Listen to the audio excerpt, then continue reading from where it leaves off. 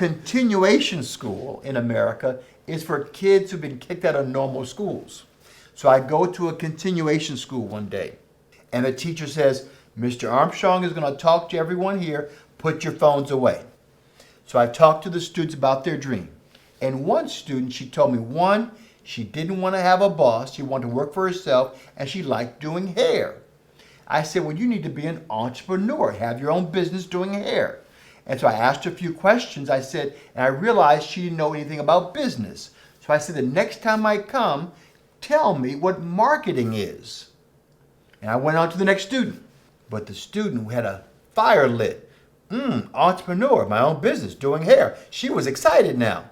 So she put up her purse and some books and quietly began researching, Googling marketing to understand what marketing is.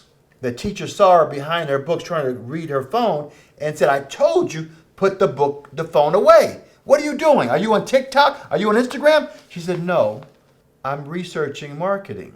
So here's a student trying to sneak learning because it was connected to what she wanted. So she's secretly breaking the rules so she can learn.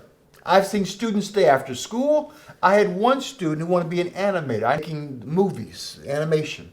And so he did the research on animation. His project was to have an after-school class teaching other students computers. The computer lab teacher said, I'm not staying after school.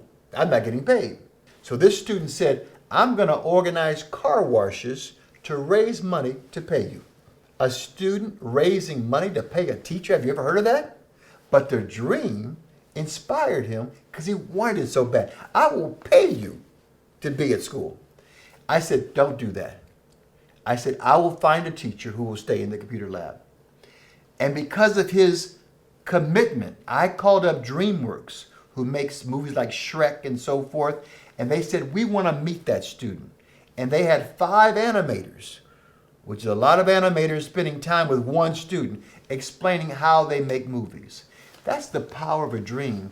And if schools embrace this, students would be excited about learning. They couldn't wait to get to school.